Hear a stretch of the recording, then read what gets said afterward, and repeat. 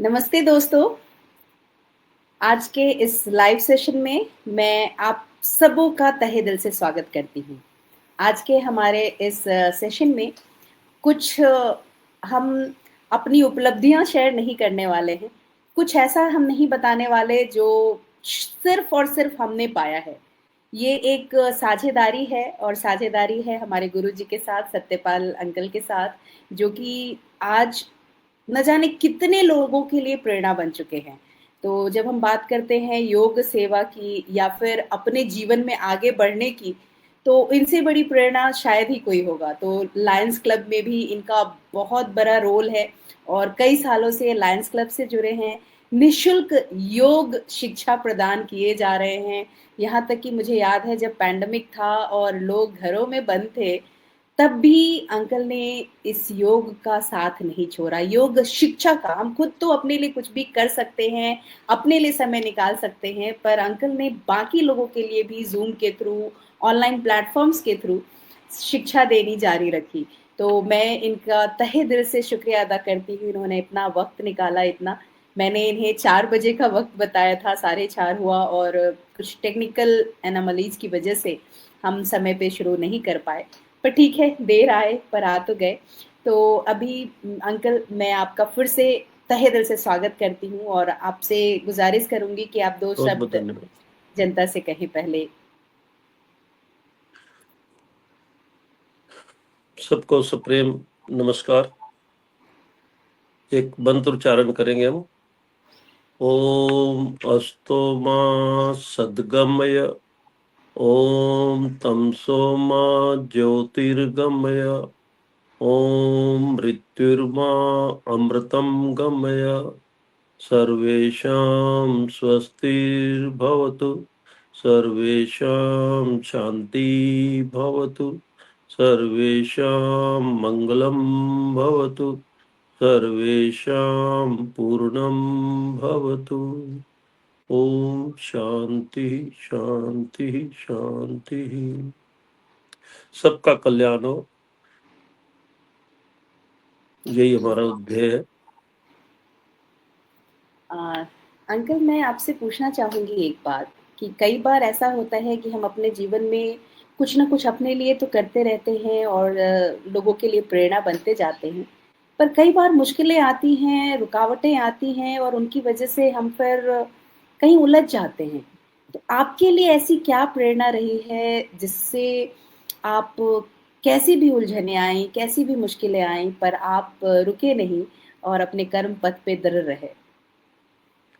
जब हमारा सामने कुछ पाने की इच्छा रहती है, सामने से कुछ लेने की, तो ये सब रुकावटें और ये सब महसूस होता है कि अब ये रुक गया तो मेरा रुकना बंद हो गया। जैसे हम कोई ट्यूशन लेते हैं या कोई काम कर रहे हैं तो उसके बदले में हमको कुछ पैसा मिलना है, और मान लो कि वो नहीं आ रहा बंदा, तो फिर लगेगा कि अरे मेरा तो 2,000 का नुकसान हो गया, तो रुकावट आ गई। तो या फिर उस वक्त उसमें कोई बोले नहीं इसको फ्री कराओ तो मन नहीं करेगा। जब हमारे मन में ये कुछ उससे सामने से कुछ लेना ही नहीं है, कोई आर्थिक हमको कुछ उसके बदले में कुछ आर्थिक सहायता नहीं लेनी, तो हमारे लिए कोई रुकावट का काम ही नहीं बनता।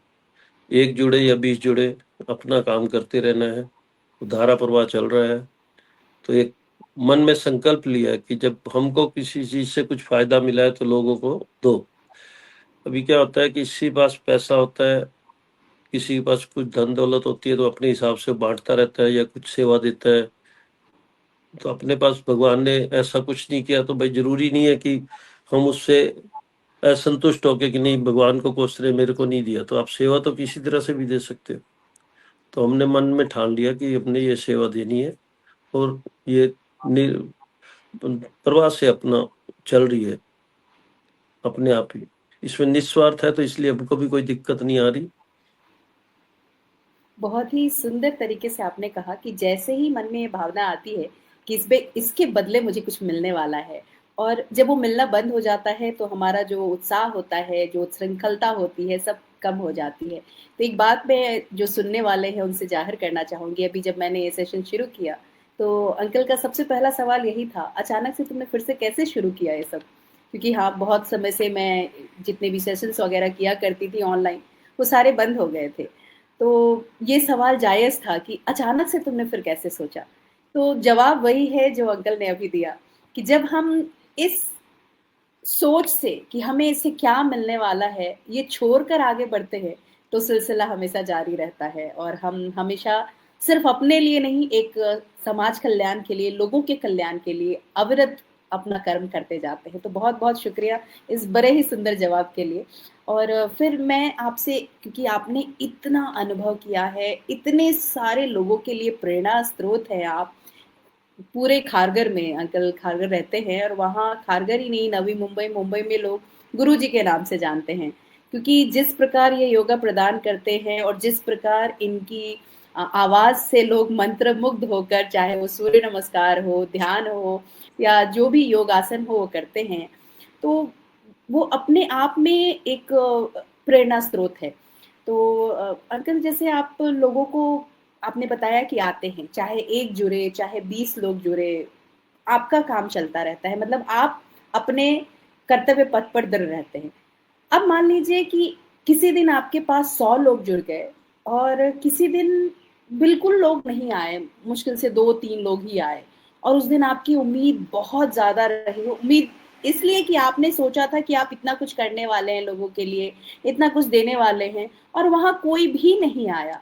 तो उस समय आप क्या अपने भीतर फ़ील करते हैं और उस फ़ीलिंग के ऊपर आप कैसे काम करते हैं? ऐसे हमारा सुबह योग का समय है 6 से लेकर 7:30 तक।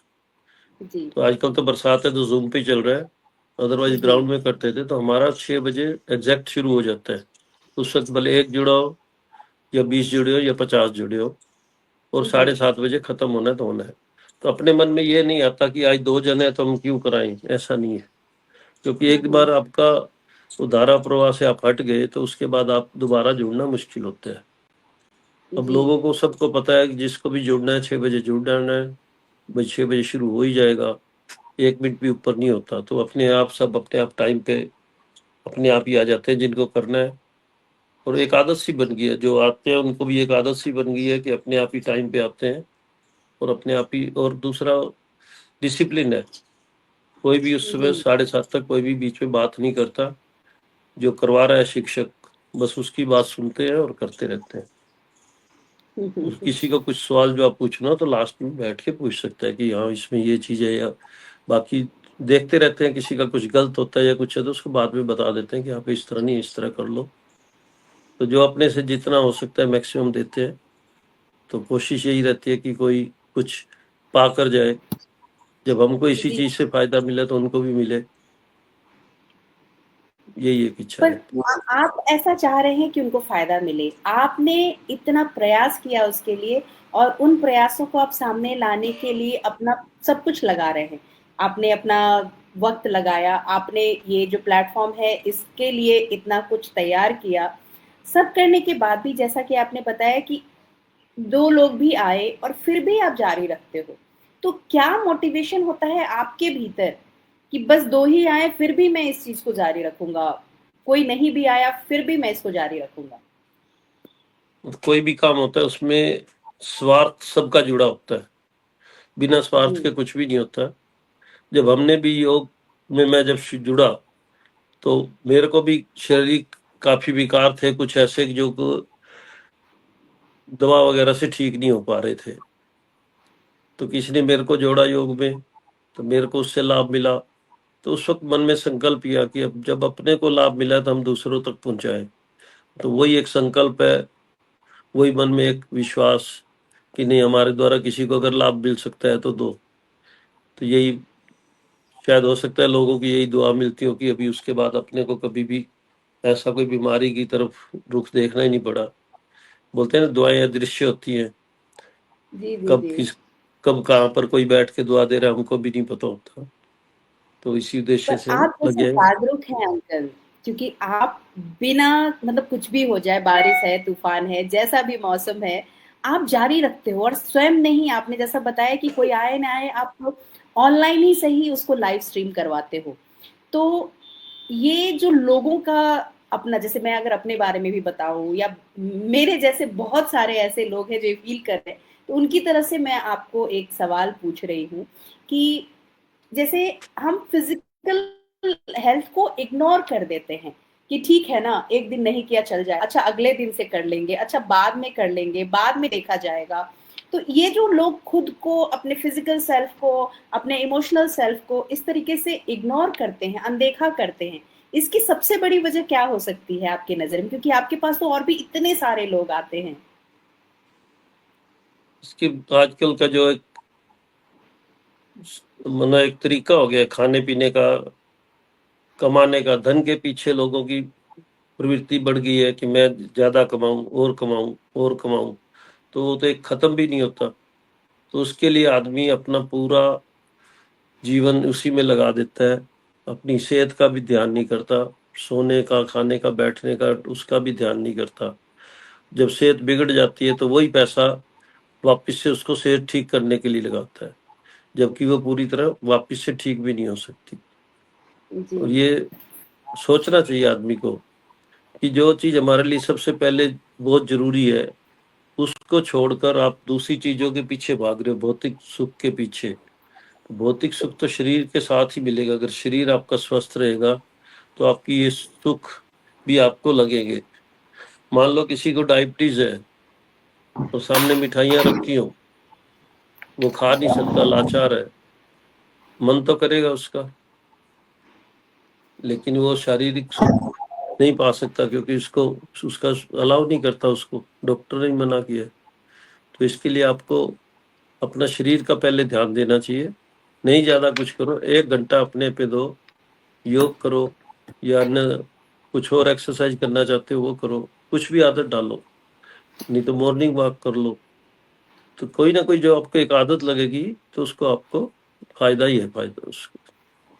तो ये आदत अगर किसी ने शुरू किया, जैसे आपने कहा कि छोटा बहुत कुछ भी कर लो, मॉर्निंग वॉक से ही शुरू कर लो, तो ये कंसिस्टेंसी जो ये इनके अंदर निरंतरता है, वो कैसे बनाए रख सकते हैं? जैसे किसी दिन कोई बहाना हो गया कि आज मुझे, आपने बताया, धन के पीछे भागना, भौतिक सुख के पीछे भागना, अपने सपनों के पीछे भागना, और इन सब में हम अपने सेहत को ही सबसे अंतिम दर्जा दे देते हैं। तो ये जो आपने बताया कि हमें वॉक करना है और किसी भी हाल में रोज इस वॉक के लिए जाना है, जो थोड़े बहुत व्यायाम है, योग है, आपको जब वक्त मिलता है कर लीजिए। तो ये अपने भीतर इस कंसिस्टेंसी को कैसे बनाए रखें? कैसे इस चीज को हम निरंतर किया करें, बिना किसी रुकाव के, बिना किसी एक्सक्यूज के, बहाने के? उसके लिए आपको क्या होगा, जैसे मान लो आपको योग पे भी आना है, एक 21 दिन का आप अपना नियम बना लो कि मेरे को आज से 6 बजे उठ के सवेरे योग में जुड़ना ही है। यदि आप 21 दिन योग में जुड़ गए तो 22वें दिन आपको आपका बिस्तर भी नहीं सोने देगा, बोलेगा नहीं जाके आओ पहले। आपका शरीर भी उसके आदी हो जाएगा। ये बहाने हम कब बनाते हैं, जब एक दिन गया, 2 दिन बोला नहीं अभी नहीं कल जाएंगे, तो कल कल तो आती नहीं है फिर। तो इसके लिए आपको खुद शुरू में थोड़ा सा एक हिम्मत करनी पड़ेगी, मन को समझा के रखना पड़ेगा, नहीं ये मैंने करना ही है, जाना ही है। जरूरी नहीं आप योग कर दूसरा भी कुछ कर सकते हो, जो भी आपकी इच्छा हो। पर योग का फायदा ये है कि उसमें आपको सर्वांग विकास होता है आपका शरीर का। जी। आपकी हड्डियां जो है लचीली बनती हैं, हम क्योंकि ये श्वास प्रवास पे रहता है, तो आपके फ्लेक्सिबिलिटी आती है शरीर में। बाकी कोई दूसरी एक्सरसाइज है, किसी में रिजिड बनाता है, किसी में ऐसा होता है कि आपके सिर्फ शरीर के नीचे के हिस्से में ही खून का प्रवाह रहा, ऊपर हो ही नहीं रहा। या आप दूसरे कोई कुश्ती वगैरह करते हैं तो शरीर ठीक है बलिष्ठ दिखता है, लेकिन बाद में धीरे धीरे उम्र बढ़ने से उनमें जोड़ों में दर्द चालू हो जाता है, क्योंकि आपका फ्लेक्सिबिलिटी नहीं है बॉडी के अंदर। तो इसलिए योग का महत्व इसलिए दिया गया है, इसका सर्वांग विकास होता है और इसको कोई भी बच्चा, बूढ़ा, जवान कोई भी कर सकता है। आप अपने जीवन से कुछ ऐसे उदाहरण दीजिए ना, जहाँ पे लोग ऐसे रहे हों कि उनको नहीं करना है और उनसे नहीं हो पाएगा, पर सबको देखते हुए, सबके साथ जुड़ते हुए वो धीरे धीरे वो भी आगे करने लगे, वो भी अच्छा करने लगे, और धीरे धीरे सबसे वो जुड़कर अपने सेहत को ही नहीं, अपने आप को भी नहीं, अपने परिवार संबंधों सबको सही किया। अभी 6 साल पहले जुड़े थे हमारे साथ, जब उनकी उम्र 72 थी, तो उनको बीपी कोई लगभग 400 होगा, और अच्छा। बीपी 250 था कुछ, और शुगर 400 के ऊपर। ऐसे वो चल भी नहीं सकते थे, ऐसे धीरे धीरे पांव सरका सरका के आते थे। तो एक दिन गार्डन में आगे तो उन्हें पूछा क्या मैं जुड़ सकता हूँ। तो आप कितना पैसा लेंगे? तो हमने कहा कुछ नहीं, आप अपना एक मैट लेके आ जाओ, आ जाइए। तो वो 2-3 दिन आके किया तो बोलते नहीं मेरे से नहीं हो पाएगा। मैंने कहा कोई बात नहीं, आप आके बैठो, खाली देखते रहो, जितना हो कर लो, नहीं तो नहीं। और बाकी सबको भी मना किया कि इनको टोकना नहीं, जो जितना करे ठीक है। तो धीरे धीरे 15 दिन के बाद उन्होंने हाथ पांव हिलाने पिलाने शुरू कर दिए। तो 1 महीने बाद तो वो एकदम ट्रेंड हो गए। तो अब उनको ऐसी आदत लगी है कि वो 6 साल से निरंतर एक दिन भी छुट्टी नहीं कर रहे हैं। और उनका 2-3 साल के अंदर सब दवाई वगैरह सब बंद हो चुका है। वो खुद उनका कहना है, बोलता है आपने मेरा 10,000 महीने का बचा दिया है, कभी भी कहीं भी कोई जरूरत पड़े, किसी सहायता करनी हो तो मैं तैयार हूँ। तो बहुत ये ऐसे बढ़िया। से, तो ऐसा नहीं कि कोई हमारे कहने से नहीं, उनको खुद का पहले सहयोग देना पड़ता है, तब भी हो सकता है।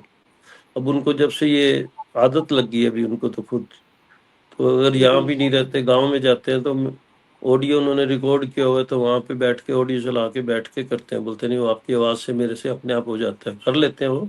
लेकिन बोलते हैं उससे हमको पता रहता है कि अब कौन सा आसन करना है, क्या करना है, आप बोल रहे हो तो हम करते जाते हैं। तो वो अपना जी। निरंतर उनका ये करते ही रहते हैं। तो ये तो इसी एक के ऐसा साथ है कि जैसे आप किसी जी डॉक्टर के पास जाओ कि मेरे को ये दर्द है, मेरा ये है, तो वो आपको प्रिस्क्रिप्शन लिख के दे देगा। और आप लिख के आए और आके रात को पिल्लों के नीचे रख के सो गए, तो सुबह उठे कोई वैसा ही वैसा रहेगा, ठीक नहीं होगा। कि दवाई जब तक नहीं खाओगे तो शरीर ठीक नहीं होगा। तो ऐसे ही इसका है कि जब तक आप योग नहीं करोगे तो आप उसमें लाभ नहीं आपको मालूम पड़ सकते। सुनने से या बोलने से नहीं हो सकता, ये खुद जुड़ना जी पड़ेगा। तो उसके बाद ही आपको इसके अपने आप ही लाभ मिलेगा। आप खुद तो करोगे, दूसरों को भी लाने की कोशिश करोगे। जी। अभी जैसे अंकल आपने मेरे अगले सवाल का जवाब खुद ही दे दिया कि मेरे अंदर एक जिज्ञासा थी कि कई बार आप जैसे बता रहे हैं कि सबके पास अपने कुछ ना कुछ बहाने होते हैं, पर खासकर अगर हम महिलाओं की बात करें तो जो हमारा समाज है उसमें महिलाओं के लिए बहुत सारी जिम्मेदारियां होती हैं, चाहे वो हाउसवाइफ के नाम से हो या वर्किंग के नाम से हो, वो दोनों जिम्मेदारियां उनको संभालनी होती है। तो उस केस में क्या होता है, वो भागा दौड़ी की जिंदगी, क्योंकि जितने भी लोगों को मैंने देखा है अपने ही लाइन में, क्योंकि मैं एजुकेशन इंडस्ट्री से जुड़ी हूँ और यहाँ पे जितने लोग होते हैं उनके पास वक्त ही नहीं होता है। ऐसा नहीं है कि वो सिर्फ पैसे के पीछे भाग रहे हैं, उनकी जिम्मेदारियां इतनी होती हैं कि सुबह उठने से लेकर के रात के सोने तक वो जिम्मेदारियों का बोझ लदा होता है। तो आप उन लोगों के लिए कैसे कहते हो किस तरीके से वक्त निकालना चाहिए? और ये छोट जैसे आपने उनका एग्जाम्पल दिया अभी कि वो ऑडियो सुन करके भी खुद ब खुद कर लेते थे, तो ऐसे ही कुछ उदाहरण आप अगर बताएं जिसमें कुछ महिलाओं ने, जैसे आपकी रजनी जी हैं और भी बहुत सारे प्रेरणादायक लोग हैं जो आपके साथ जुड़े हुए हैं, तो ये कैसे खुद को इसी तरीके से निरंतर भाव से योग क्रिया में लगाए रहते हैं? हमारे पास हर तरह के जुड़े हुए हैं, जिनमें महिलाएं हैं जो वर्किंग भी हैं, और कुछ मतलब हाउसवाइफ हैं, कई सेवा भी दे रहे हैं अपने आप सामने से कि हम भी करवाएंगे, क्लास लेंगे या हम डेमो देंगे। तो इस तरह से भी है, सब तरह के हैं। ये तो खुद के ऊपर है, आपके ऊपर, कि आपको अपना टाइम का संतुलन कैसे बनाना है। क्योंकि हमारा 6 से 7:30 का टाइम है, तो उस वक्त उनको आप नहीं 1.5 घंटा बैठ सकते, तो 1 घंटा करके अपना कर लो। या कई ऐसी हैं जो रात को अपना काम निपटा के बैठते हैं कि हमको ये सब करके रखना है, सवेरे उठते ही हम ये बना लेंगे बाद में। तो हर एक का अपना अपना तरीका है। बीच में टाइम का तो खुद एडजस्ट करना पड़ेगा जी जब करना है कुछ। क्योंकि अपने लिए नहीं करोगे तो आप ये जब शरीर बीमार हो जाएगा तो बाकी क्या करोगे फिर? जो कर रहे हो वो भी नहीं कर पाओगे। बहुत तो सही। खुद के लिए, हाँ, किसी को अगर टाइम मतलब ये नहीं सूट करता तो अपने हिसाब से बाद में कर ले। कभी भी तो होता ही है ना, टाइम तो हर एक को रहता ही है, ऐसा नहीं है। कभी भी आप अपना जो प्रायोरिटीज होंगी आप अपनी उसको सिलेक्ट करके बैठते हैं कि मेरे को ये मेरी प्रायोरिटी है। जिसको स्कूल अध्यापक है, जैसे जाना ही है, उसको 8 बजे ड्यूटी है, ठीक है, उसको टाइम कम है तो थोड़ा आधा घंटा कर ले, या बाद में शाम को बैठ के कर ले। कभी तो अपने आप निकाल ही सकते हैं टाइम। जी और जी उसके जी लिए जिसको बहुत। बहाना करना हो कि मेरे को टाइम ही नहीं, तो उसका कोई मतलब ही नहीं, हम कुछ कर नहीं सकते। वो तो धीरे धीरे अंकल मेरे आपने पास तो, हमेशा मुझे अपनी बेटी बताया है और मुझे बहुत प्यार दिया है आपने, चाहे मैं खारघर में थी नहीं थी, जहाँ भी रही आपका प्यार मेरे साथ हमेशा जुड़ा रहा और आपने बहुत अच्छा साथ दिया मेरा।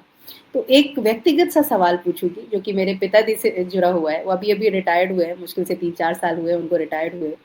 और रिटायरमेंट के साथ ही उनको जैसा लगता है जिंदगी खत्म हो गई है, क्योंकि ब्लड प्रेशर भी उनका बढ़ा हुआ रहता है, शुगर बढ़ा हुआ रहता है, बहुत सारी चीज़ें हैं जिससे वो परेशान रहते हैं, इमोशनली भी बहुत ज़्यादा ड्रेन रहते हैं, बहुत सारी परेशानियां हैं। अब बेटी की शादी मान लीजिए, कुछ मान लीजिए, बहुत सारी चीज़ें हैं।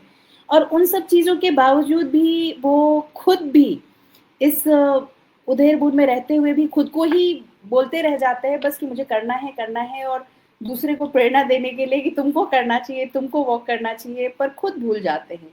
तो इन लोगों के लिए आप कैसे बता सकते हो कि जो, जैसे मैं अगर कहूँ कि मैं सिखाती हूँ, मैं शिक्षा प्रदान करती हूँ, पर मैं खुद उसको अगर अमल ना कर पाऊँ, उसके ऊपर काम ना कर पाऊँ, तो मैं कैसे खुद को इतना मोटिवेटेड रखूँ कि खुद भी अपने को उस चीज़ को करती रहूँ और तब दूसरों के लिए प्रेरणा बनूँ?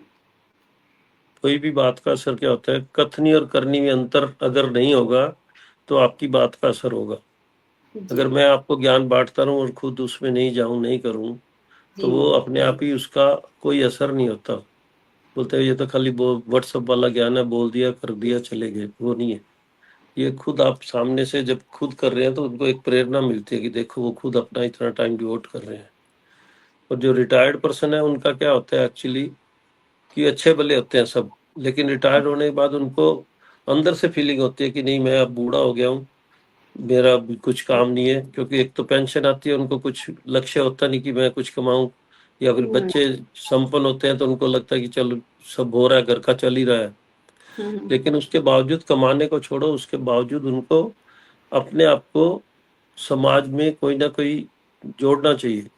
किसी भी हुँ, संस्था के साथ जुड़ो, या समाज में कुछ ऐसे लोक कल्याण के काम करो जहाँ भी आप जो भी सेवा दे सकते हो। जरूरी नहीं है कि आप पैसे से ही सेवा दो, कहीं अपने तन मन धन से देनी होती है सेवा। या कोई भी जिस तरफ भी रुचि हो, आपकी अध्यात्म की रुचि है तो मंदिर वगैरह में जाओ, अगर वो नहीं है तो कहीं और दूसरी कोई समाज सेवा के साथ जुड़ जाओ। तो कुछ भी करो तो उसमें क्या अपने आप को बिजी रखोगे और चार आदमियों के बीच बैठोगे, विचारों का आदान प्रदान होगा, तो आपके मन को वैसे ही शांति होगी। और कहीं जाना आना होएगा तो उससे आपको चहलकदमी भी होगी, चलना भी हो जाएगा। किससे मिलना है तो उसके लिए भी आपको इच्छा रहेगी, सामने वालों को भी होगी। नहीं गए तो वो भी पूछेंगे आज क्यों नहीं आए, बीमार हैं क्या। तो एक सर्कल बन जाता है, तो उसमें फिर आदमी अपने आप को, उसको लगता नहीं मैं बूढ़ा हूँ। फिर वो अपने काम में लगा रहता है तो बिजी हो जाता है, तो अपने आप ही स्वस्थ रहता है।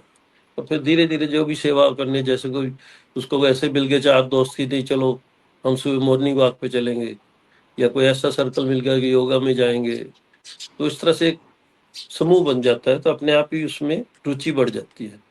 मेरे भी एक दोस्त थे, रिटायर हो गए थे, लेकिन वो शुरू के 6 महीने बड़ी पोस्ट से रिटायर हुए थे, तो उनके पास गवर्नमेंट की तरफ से दी हुई गाड़ी और ड्राइवर सब कुछ था। सवेरे हुँ, सवेरे सब सामने सुविधा रहती थी, कुछ करना ही नहीं पड़ता था। हुँ, रिटायर होने के बाद सुविधा खत्म हो गई, तो थोड़े दिन तो वो किसी दोस्त को मिलने जाते हो, बड़ा भगत होता, कहीं भी जाते तो फिर बाहर किसी की अपनी फैमिली है, तो बाद में धीरे धीरे उनसे कन्नी काटने लग गए। जी, तो फिर उनको महसूस हुआ कि अरे ये क्या, फिर वो बाद में बिस्तर पकड़ लिया धीरे धीरे उन्होंने। हुँ, फिर बाद में जब वो समझे कि नहीं मेरा अपना जीवन है, तो मैं अपने हिसाब से चलूँ, जब वो समझ आया तो उसके बाद अपना अब 10-15 साल से बिल्कुल मस्त अपना ठीक है। नहीं तो पहले ऐसे लगा था कि शायद अभी अभी 6 महीने 2 महीने मुझे कभी कहाँ चले जाए पता नहीं लगा। तो ये अपने हुँ, ऊपर है, मन के विचारों पे है। आप अपने आप को अगर जोड़े रखोगे समाज से, तो अपने आप ही, आप जैसे होता है ना आज ये हमारे सिस्टम आ गया, अगर आप अपडेट जी, करते रहेंगे तो आगे चलते रहेंगे, नहीं करेंगे तो वो खत्म हो जाएगा। तो ऐसे ही अपना सिस्टम है बॉडी का, उसको भी अपडेट कर चाहिए। आप जी। चलते रहो, मिलते रहो लोगों से, विचारों का आदान प्रदान करो, तो अपने आप ही सब ठीक होता है। एक चीज़ अंकल जिसके साथ मैं इस कन्वर्स जो हमारा चल रहा है वार्तालाप उसको अंत करूँगी, और आपसे बात करके सही में बहुत अच्छा लग रहा है, फिर से वो प्रेरणा, फिर से वो उत्साह नज़र आ रहा है। जब हम बात करते हैं योग की, क्योंकि इन चीज़ों को मैं अपने जहाँ भी मैं जो भी सेशंस लेती हूँ, जो क्लासेस लेती हूँ, उसमें मैं योग के महत्व को वैसे तो नहीं बताती, पर करवा के प्रैक्टिकल नॉलेज के हिसाब से दिखाती हूँ। चाहे वो ध्यान लगाना हो, चाहे वो क्लास को पूरी तरीके से शांत करना हो, चाहे किसी भी सीरियस चीज़ को पढ़ाने से पहले उनका पूरा एकाग्रचित होना हो। तो इन सब चीज़ें में प्राणायाम या यौगिक क्रियाएं बहुत साथ देती हैं। और क्या होता है कि जब हम आज के यौगिक क्रियाओं की बात करते हैं, इनका अलग अलग रूप के तौर पे अलग अलग कोर्सेज चल रहे हैं। जैसे आपने भी सुना होगा वो क्या ब्रीदिंग एक्सरसाइजेस के नाम पे बहुत सारे 9x और क्या क्या नाम से टेक्निक्स आ रहे हैं, ब्रेथ वर्क और क्या क्या आ रहे हैं, जिसमें इन जनरली वो करते वही हैं। वो प्राणायाम को जो हमारा रेचक और पूरक है, काम उसी पे हो रहा है, पर वो जिस तरीके से करवा रहे हैं, कभी वो फास्ट ब्रीदिंग या स्लो ब्रीदिंग, तो वो उन्हीं श्वासिक क्रियाओं को कॉन्शियसनेस के साथ ध्यान लगाने पे कह रहे हैं। तो आप इसको किस तरीके से देखते हैं और क्या कहते हैं लोगों को जो जो प्राणायाम लोगों को निरंतर कुछ भी हो जाए, कहीं भी हो जाए, उस प्राणायाम को वो कर सकते हैं? इसमें ऐसा है कि हमारे समाज में भी ना दो तरह के वर्ग हैं। कुछ तो ऐसे हैं जो पैसा दे के उनको संतुष्टि मिलती है कि मैं योग क्लास ज्वाइन की हुई है, वहाँ 3,000 देता हूँ। उनको के बताने के लिए होता है कि मैं इतना पैसा दे के योग कर रहा हूँ। और जी। जो बेचारे नहीं दे सकते तो वो उस तरफ जाते नहीं है। तो चीज वही है, उधर भी वही मिलना है, इधर भी वही मिलता है। हम्म। तो यहाँ मतलब हम कोई मार्केटिंग नहीं करते कि नहीं आप हमारे पास आओ। जब वो खुद आने लगते हैं, खुद उनको लाभ मिलता है, तो अपने आप ही वो शुरू हो जाता है। जी। तो हर एक का कराने का तरीका अलग अलग है। जैसे आपने बोला कि मैं भी ये कराती हूँ, हम्म। हो सकता है मेरा आपसे भिन्न होगा, आपका जी। अलग होगा, तीसरे का भिन्न होगा, बोलने का तरीका अलग होता है, लेकिन सब बाकी सब उसके ऊपर ही है, रेचक और पूरक के ऊपर ही है। तो जी। आप किस तरह से किस भाषा में उसको समझाते हैं या वो कैसे करता है, उसका ध्यान कैसे लगता है, हम्म। डिपेंड्स उसके ऊपर रहता है।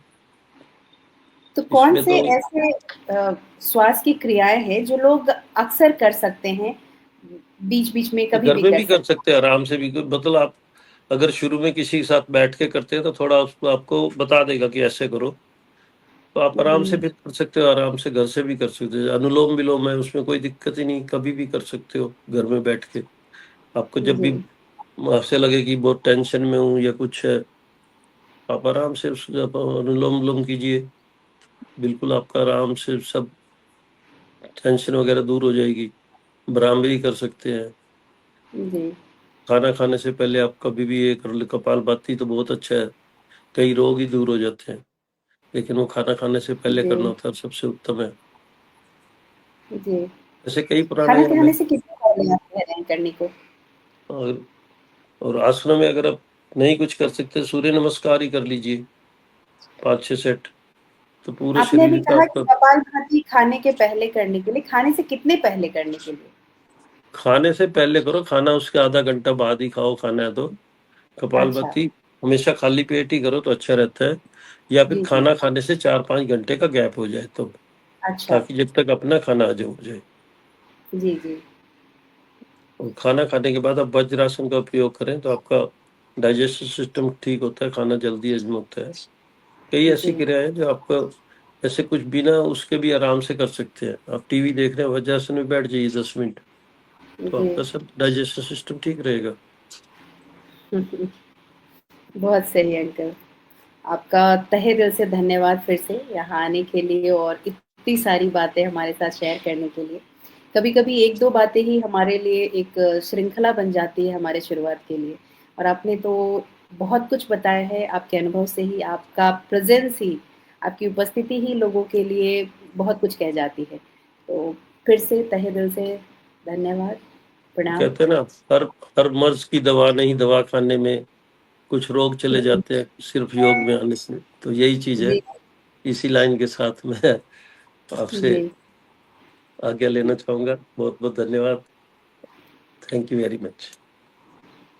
नमस्ते दोस्तों। और हम फिर जुड़ेंगे थोड़ी ही देर में ब्रजेश जी और शोमा जी के साथ। Thank you ji.